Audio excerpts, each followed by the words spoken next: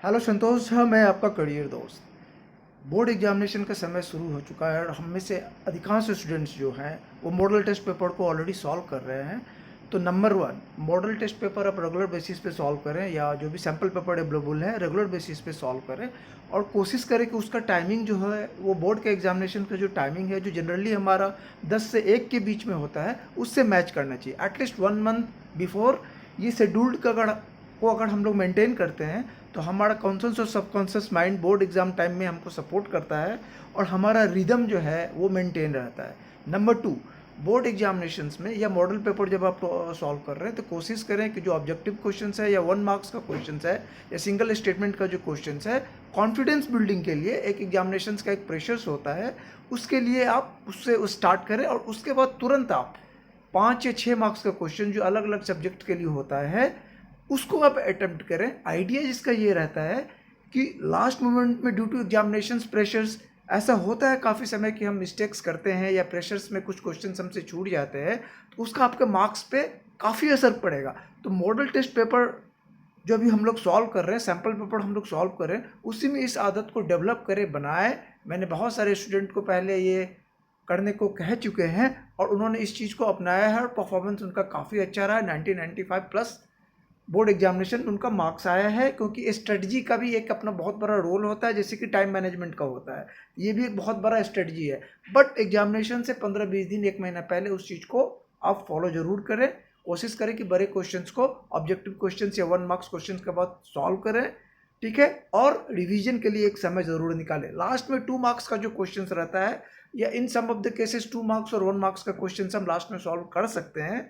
ये student to student very करता है, बट इन जनरल वे में ऐसा अप्रोच एग्जामिनेशन के लिए काफ़ी अच्छा होता है। लास्ट मोमेंट में अगर मेरे पास 5 क्वेश्चन 2 मार्क्स के रह गए हुए हैं या 6 क्वेश्चन 2 मार्क्स के रह गए हैं, मेरे पास 15 मिनट का टाइम है, हम उसको सॉल्व कर सकते हैं। बट सेम इशूज़ अगर बड़े 5 या 6 मार्क्स के क्वेश्चन हैं और 4-5 क्वेश्चन अगर हमारे पास है और मेरे पास 20 मिनट्स है, तो आप समझ सकते हैं कि उसका क्या असर पड़ेगा हमारे मार्क्स पे, ठीक है ना। और बट नेचुरल है कि प्रेशर से आता है, एग्जामिनेशन प्रेशर से एक साइकोलॉजी उसके पीछे रहता है, तो कहीं ना कहीं हम उसमें मिस्टेक्स करेंगे।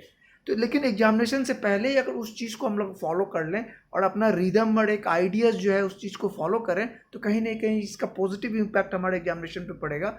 देखिए, पढ़ाई के साथ साथ एक बहुत बड़ा स्ट्रेटजी जो है वो एग्जामिनेशन में काम करता है, बट उस चीज़ को हम model test paper sample paper solve करते समय उस चीज़ को अप्रोच कर ले। एक अप्रोच क्या होता है कि टाइम मेरे मैच करना चाहिए। जनरली 10 से 1 के बीच में बोर्ड एग्जामिनेशन होते हैं, तो हम भी एक मॉडल टेस्ट पेपर उस समय सॉल्व करें तो हमारे लिए बहुत अच्छा है। फिर एक टाइम रखें कि जहाँ जहाँ गलती कर रहे हैं उस पर हम लोग काम करें। और तीसरा चीज़ हम लोग क्या रखें कि रिवीजन करें।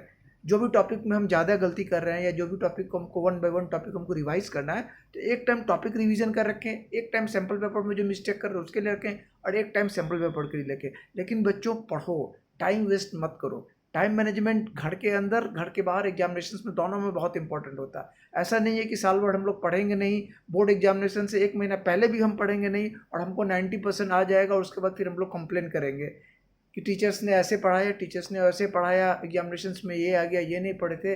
जो बच्चे रेगुलरली पढ़ रहे हैं, सीरियस पढ़ रहे हैं, देखिए उनका परफॉर्मेंस हमेशा आता है। ये कोई बहुत बड़ी बात नहीं है।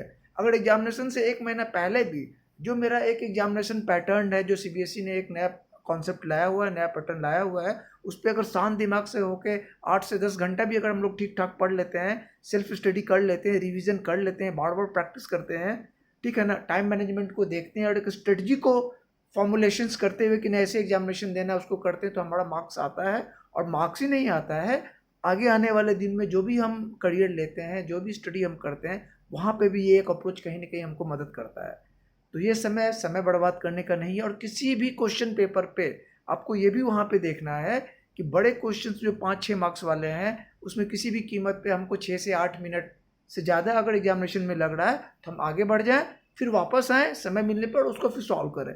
किसी भी 3 मार्क्स का क्वेश्चन या 2 मार्क्स का क्वेश्चन जो है हमको 2-3 मिनट या 4 मिनट से ज़्यादा लग रहा है तो हमको वहीं उसको छोड़ के उसको काटना नहीं है जब तक कि आप उसको कम्प्लीटली सॉल्व नहीं कर लें, ठीक है। सॉल्व कर लीजिए, फिर अगर कहीं मिस्टेक हुआ तो उसको आप काट सकते हैं और ऐसा लिखिए सो दैट कि जो एग्जामिनर है उनको वो चीज़ दिखे। अच्छे हैंड राइटिंग में, बड़े बड़े हैंड राइटिंग में स्पेस छोड़ते हुए इस चीज़ को लिखिए। ठीक है, ये चीज़ को अगर हम लोग फॉलो करते हैं और रेगुलर रिवीजन और प्रैक्टिस करते हैं, ये अप्रोच को रखते हैं, तब मेरा परफॉर्मेंस अच्छा होगा। बशर्ते कि हम एग्जामिनेशंस को, करियर को आगे बढ़ाने का एक जरिया रखें। इसको कॉम्प्लेक्स बनाने की ज़रूरत नहीं है। एक्स्ट्रा प्रेशर जो पेरेंट्स और टीचर कहीं कहीं पे दे देते हैं, एक्स्ट्रा प्रेशर लेने की ज़रूरत नहीं है। प्रेशर लें, हमारे लिए ज़रूरत है। लाइफ में बहुत सारा सिचुएशन आएगा जहाँ हमें प्रेशर का मुकाबला करना है और हमें जीतना है, और हम जीतते हैं। इसको एक इस प्रोसेस के रूप में देखो, ठीक है। इसको फॉलो करो तो डेफिनेटली हम लोग के लिए बढ़िया होगा। अगर आपको ये वीडियो अच्छा लगता है तो ज़रूर इसको सब्सक्राइब करें, शेयर करें, नोटिफिकेशन बिल को ऑन रखें। इस तरह के आने वाले दिनों में मैं बहुत सारे वीडियो आपके सामने लाऊंगा। Kindly thank you.